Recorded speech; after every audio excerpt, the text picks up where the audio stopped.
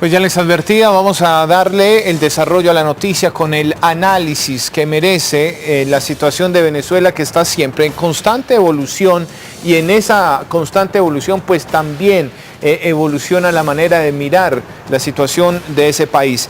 Robert Valencia, consultor político, con nosotros esta noche. Robert, agradecerle por el contacto y el tiempo. Buenas noches.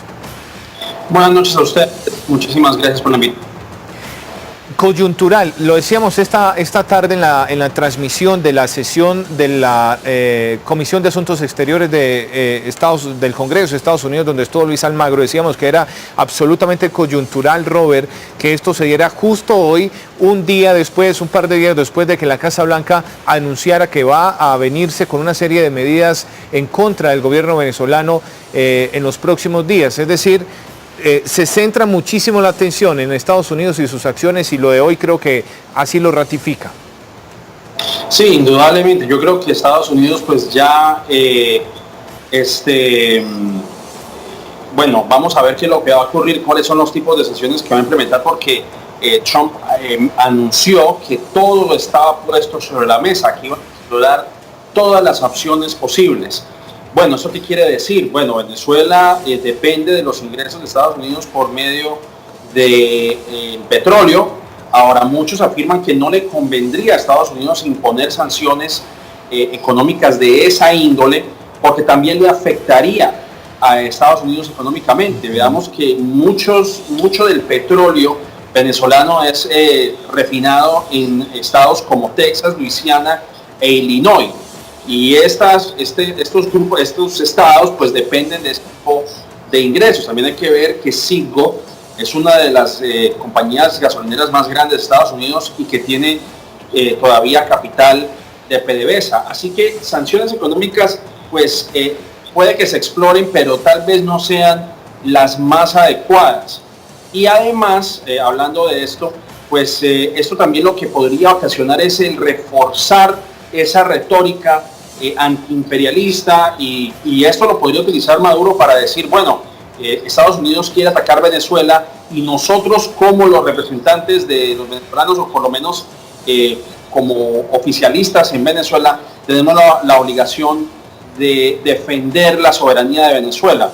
Así que hay que manejar esa situación con un poco de cuidado, porque obviamente como lo hemos visto anteriormente, cuando Estados Unidos anuncia sanciones y cualquier tipo de castigo, por decirlo así, en contra de un país, regularmente eso tiene un efecto contraproducente al que quiere lograr Estados Unidos.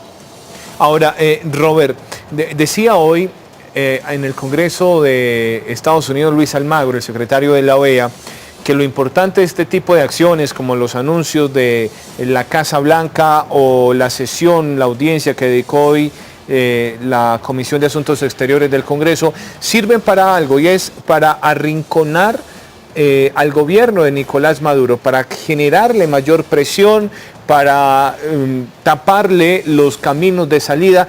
Y yo pregunto, ¿se logrará ese objetivo? ¿Será posible?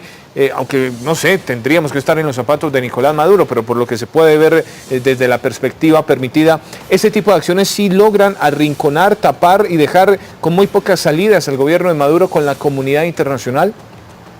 Es posible. Veamos que Venezuela tiene una gran deuda con China, también tiene una gran deuda con Rusia, y recordemos que hace un par de meses o hace un par de semanas Venezuela procuró saldar una deuda que tenía con Rusia, incluso tratando de vender ciertas acciones de Citgo en Estados Unidos, lo cual pues esto prendió las alarmas en Estados Unidos, porque ya se estaba hablando de una afrenta a la soberanía estadounidense, llegado el caso de que Rusia comprara estas acciones de Citgo. Y veamos también el caso de la compra de los bonos que trató de hacer los bancos Goldman Sachs y Nomura, lo cual también pues generó protestas, y así se va cerrando el círculo, o por lo menos las opciones que tenga Venezuela en el exterior. Le debe a China, no puede prestar más; le debe a Rusia, es difícil que se le dé un préstamo, y si Estados Unidos intenta poner sanciones, aunque como lo acabamos de mencionar, probablemente ese no sea el camino más viable, pues ya se va acercando más y más el problema económico para Maduro. Y yo creo que también con lo que estamos mencionando, sí, cabe mencionar el anuncio que hizo la MUD el día de hoy, el tipo de gobierno que quieren ofrecer esto de cara a las votaciones que se van a hacer el próximo 30 de julio, precisamente con la idea de reformar la constituyente. Así que todo encaja de cierta manera y vamos a ver qué es lo que ocurre en los próximos días. Pues Robert, usted ya allí someramente tocó el tema de las nuevas propuestas de la MUD, de los nuevos anuncios, y yo quiero que hondemos en aquello al regreso. Si usted nos aguarda para cumplir un compromiso comercial, antes escuchamos a uno de los líderes de la oposición, que es Henry Ramos Salub, hablando justamente de esa formación de un gobierno de unidad nacional. ¿Eso cómo va a ser? ¿Eso qué tan conveniente es? ¿Eso podría ser una especie de gobierno paralelo, de estado paralelo, dos estados en un mismo país? Lo hablamos al regreso, porque esto fue lo que dijo el diputado opositor Henry Ramos Salub, diciendo que esto es su propuesta de una formación de gobierno de unidad nacional, sería uno de los siguientes pasos de la oposición en Venezuela. Seguimos. Cuando un país se decide a cambiar... Información. Bien, estamos de vuelta a nuestra etiqueta, nuestro hashtag numeral Hoy Crisis Venezuela. Lo leemos a ustedes en Twitter durante el transcurso de este programa. Bien, escuchaban ustedes antes de la pausa a Henry Ramos Salub, a quien vemos en pantalla, entregando pormenores y detalles con el respaldo al fondo de gran parte de esa unidad democrática, esa coalición de partidos de oposición, pues hablando de la formación de un gobierno de unidad nacional. Yo voy a volver con Robert Valencia, consultor político. Y Robert, más o menos ya le planteaba yo a usted el interrogante. Creo que queda mucho más claro, incluso después de haber escuchado a Ramos Salub. Formación de un gobierno de unidad nacional. ¿Cuál es la estrategia de la oposición con este anuncio? Porque pareciera ser un intento bien intencionado, pero poco fundamentado, teniendo en cuenta al adversario político que se tiene enfrente, que es un gobierno que se resiste tan siquiera a ceder en algunos puntos para hablar de diálogo político. Ahora no sé cómo van a intentar formar un gobierno, ¿no? Bueno, lo que pasa es que la oposición ha recibido cierta crítica, especialmente porque es un grupo que no ha logrado una cohesión dentro de sus filas. Es decir, cada partido tiene algún interés en especial y no hay una voz al unísono, o por lo menos algo que concreten como tal en cuanto a política se refiere. Yo creo que este es un momento en el cual la oposición está aprovechando días antes de que se haga esta votación frente a la constituyente para declarar que las cosas en Venezuela pueden tener otro rumbo. Es decir, yo no creo que esté llamando a un gobierno paralelo al que existe actualmente. Es decir, hay dos Venezuelas, indudablemente, el país está dividido. Creo que llegue a existir otro gobierno paralelo al que existe actualmente. Yo creo que lo que está tratando de hacer la oposición es demostrar que puede haber otra alternativa a lo que hay actualmente, o al partido que está gobernando Venezuela en la actualidad en cabeza del señor Maduro.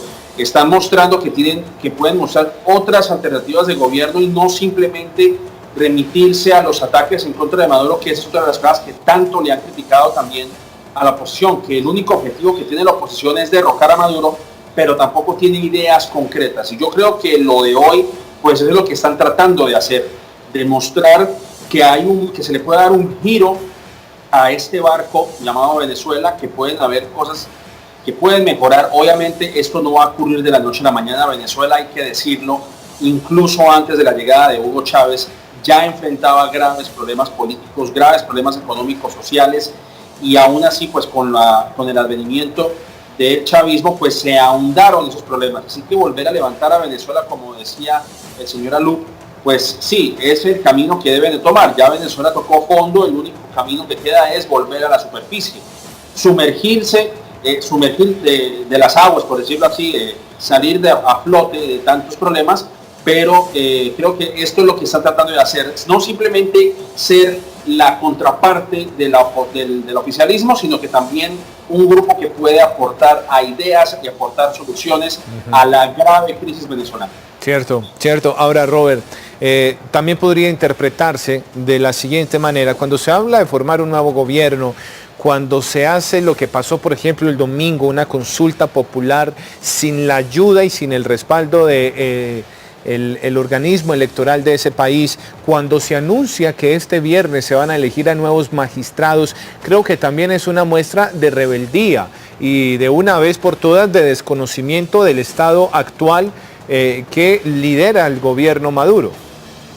Lamentablemente eso es así. Yo creo que precisamente lo que está tratando de hacer la oposición es mitigar un poco esa línea viscosa, esa línea borrosa que hay entre los poderes. Y precisamente el señor Alud, o por lo menos los líderes de la MUD, anunciaron que lo que están tratando de hacer es respetar la pluralidad, como ocurriría en cualquier país democrático, no importa qué tipo de estirpe política tenga algún individuo, algún aspirante a la política o algún senador, por decirlo de una forma, de que se respetan los poderes como tal y no volver a lo mismo, o por lo menos perpetuar lo que en la actualidad vemos, ¿no? Que es un poder que quiere ser concentrado en la figura de Maduro, al estilo Cuba, por ponerlo así como ejemplo, y eso es lo que está tratando de buscar la oposición. Indudablemente están navegando contra corriente porque obviamente el CNE está